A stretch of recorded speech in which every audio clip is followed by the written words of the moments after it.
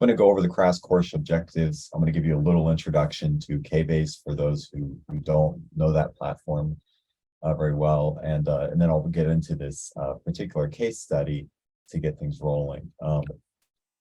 So the course objectives here really, a big thing is to teach those who are new to either PDB or KBase that are attending this workshop a little bit more about these platforms.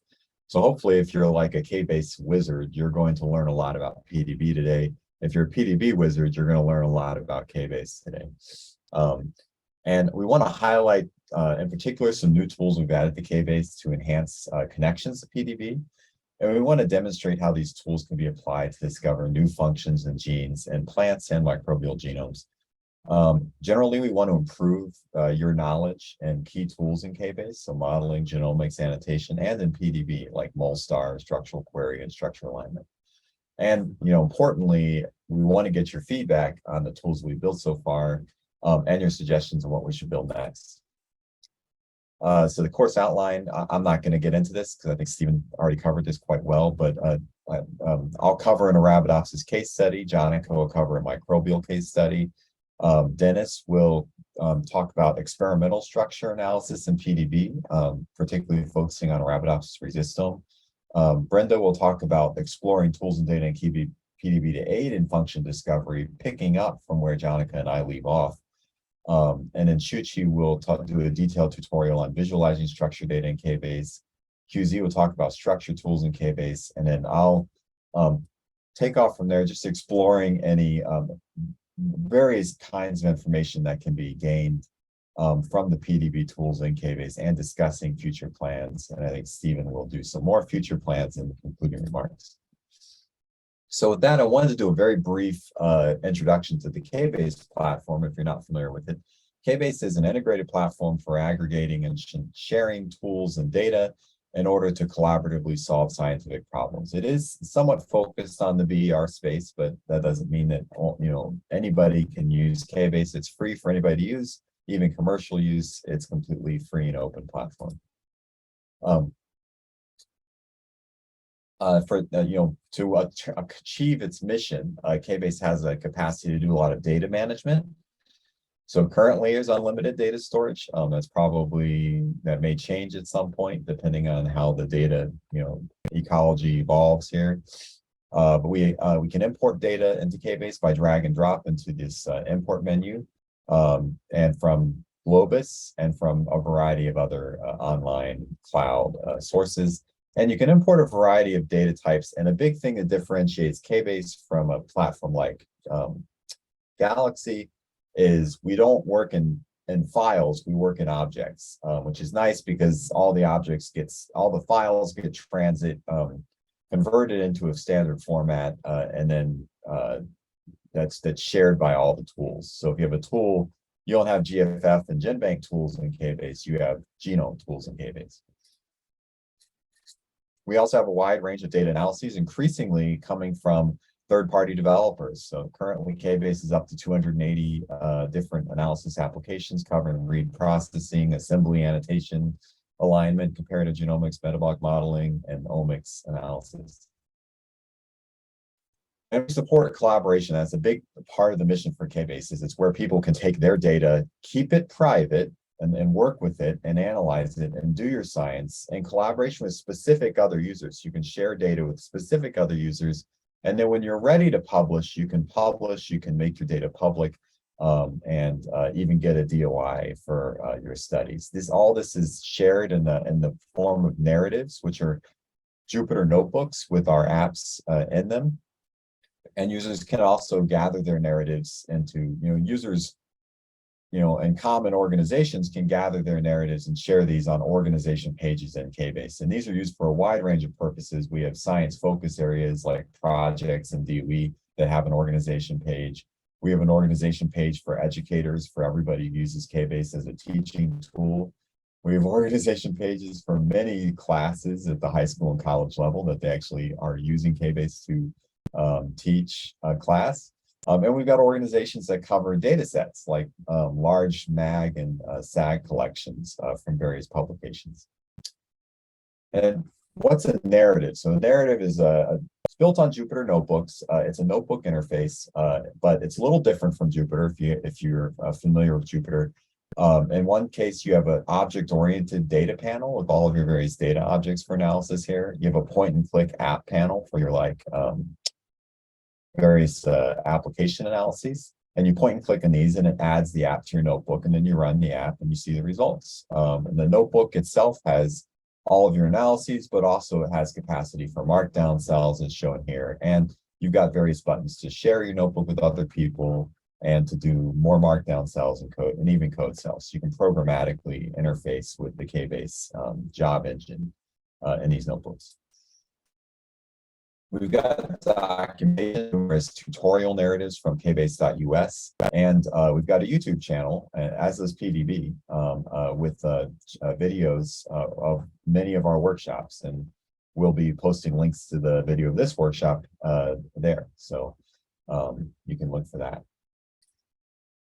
If you missed part of the workshop, you'll be able to see it in these video posts at some other point.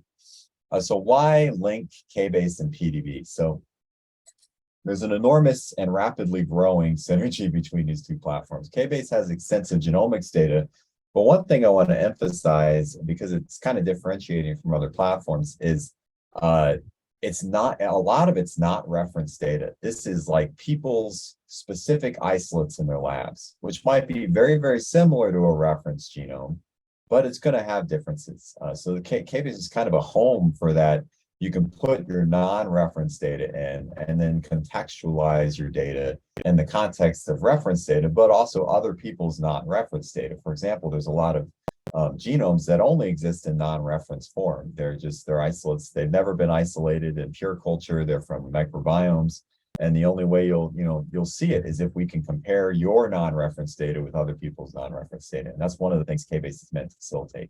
We have numerous workflows to integrate multi-omics data, comparative genomics, and to predict and understand protein function.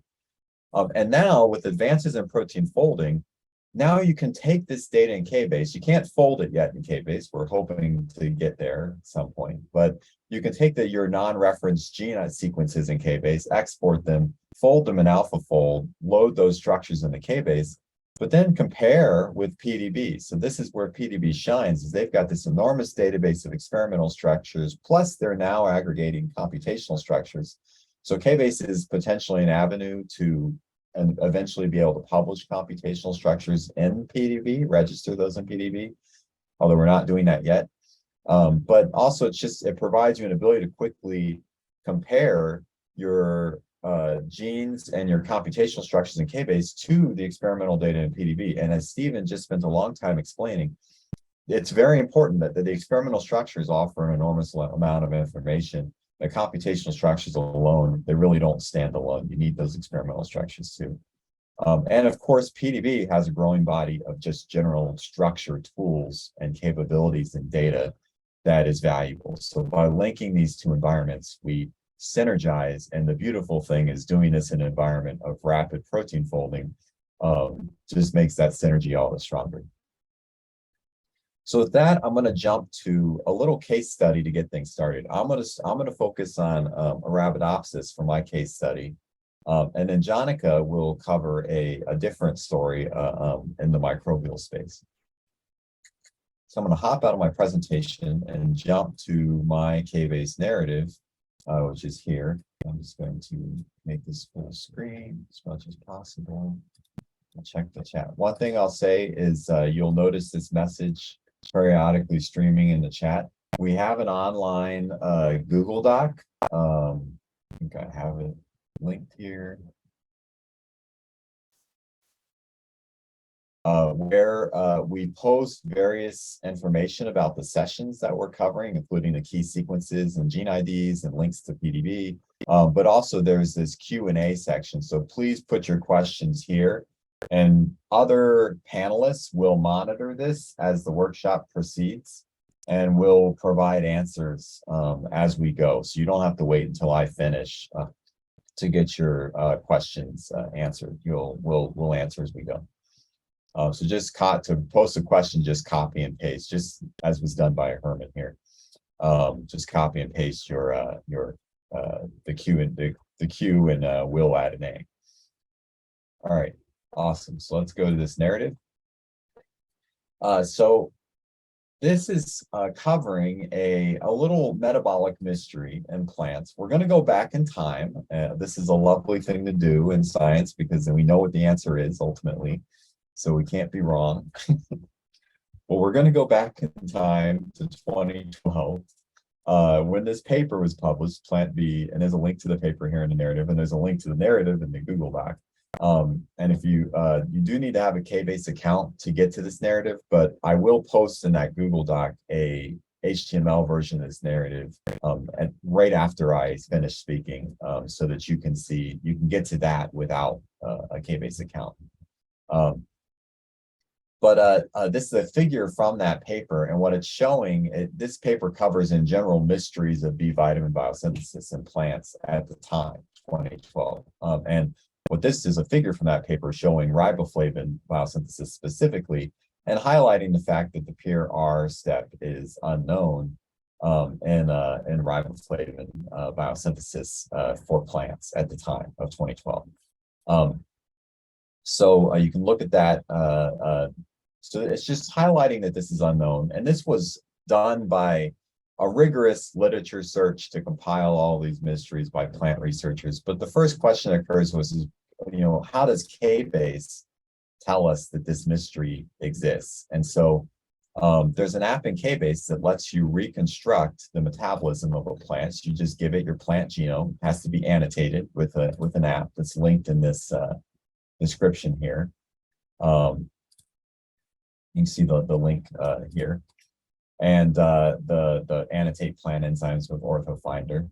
But once you've annotated a plant genome, you can build a model using this modeling app, and it will provide you with all of the reactions. But the model does, this is a list of all the reactions, their compartmentation, their function, and the genes in the plant that have been mapped to those reactions. And you'll notice there are reactions without genes. So in this case, the model is doing something we call gap filling, saying, I know this reaction, it has to be here to make this organism work. This metabolism doesn't work if you have this hole in this pathway.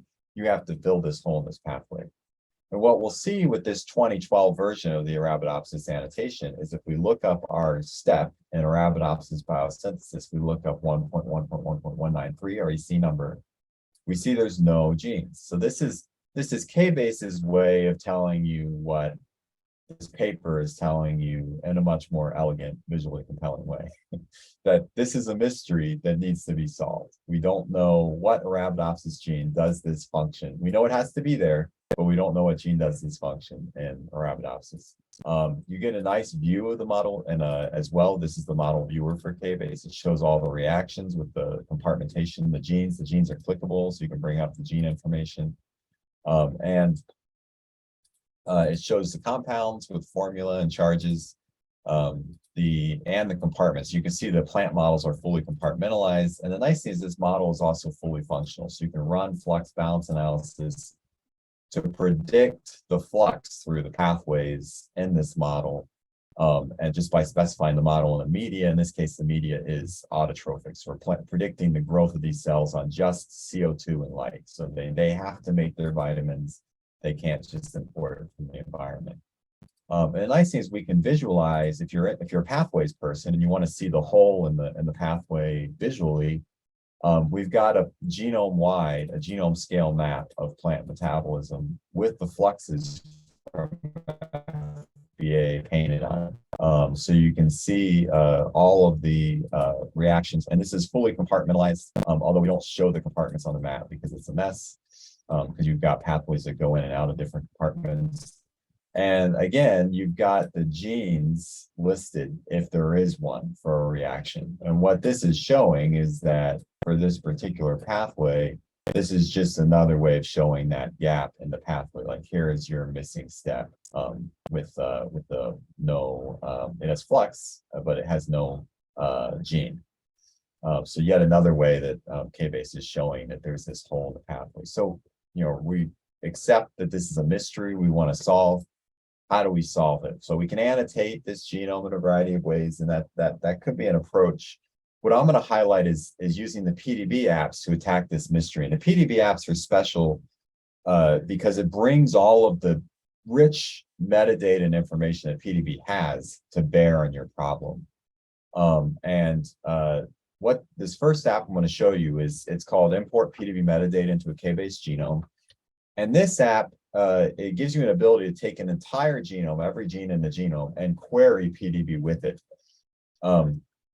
And then pull in all the metadata in PDB that relates to the genes in that genomes into that genome. So these are going to be orthology hits, and sometimes they'll be exact hits.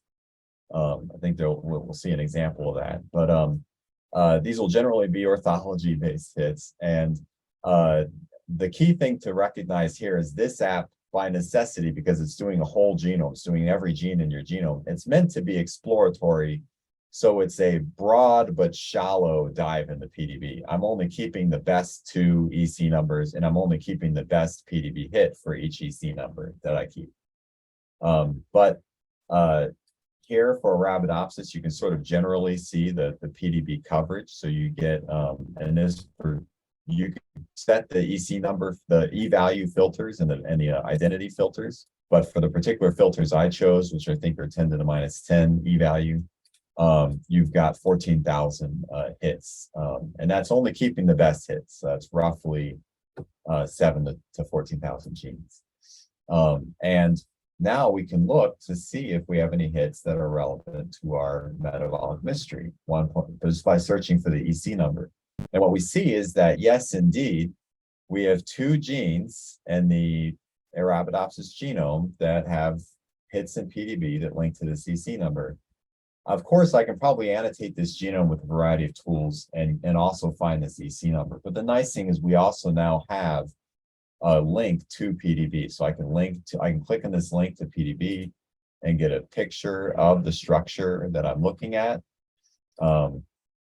I can see the method that the structure is obtained, the strands. This is going to be important later, but you can see how complete your complexes are. And you'll notice here, you've got very different hits on the strands for the 2 different genes.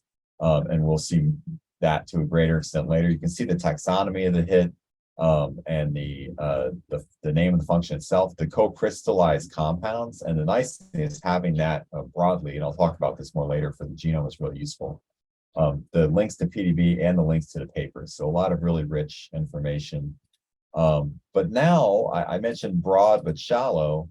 So we've got these 2 genes that are interesting and we want to dive into more. Maybe one of these is the answer to our metabolic mystery. And so we have a separate app, Query RCSB Databases for protein structures. And for that, you can put in the protein sequence of our genes of interest with filters, and then see the results. And now you get not a broad but shallow, but a deep dive into all of the hits for each of these genes. And the interesting thing that you can see from this is, again, if we look for our EC number and we look for coli, we see there's a gene in E. coli that hits both of these structures. So like now we've got a single structure. It does the function we are looking for, and it hits both of the genes in some way. And at this point, I'm going to hand the story over to Brenda when she talks. She'll take it from here, like what can you do? So you can link out to PDB with these structures. But the other nice thing is that PDB also has computational structures for all of Arabidopsis. So we have computational structures for our 2 genes of interest. And so we can dive into those. And all of that is linked with all the sequences in the Google Doc. So we can chase this down further. So we'll leave it at that. And then Brenda will see what PDB has to say about whether or not these 2 genes do this particular EC number. So with that, I'm going to hand things over to Jonica, who will talk about a story in microbes.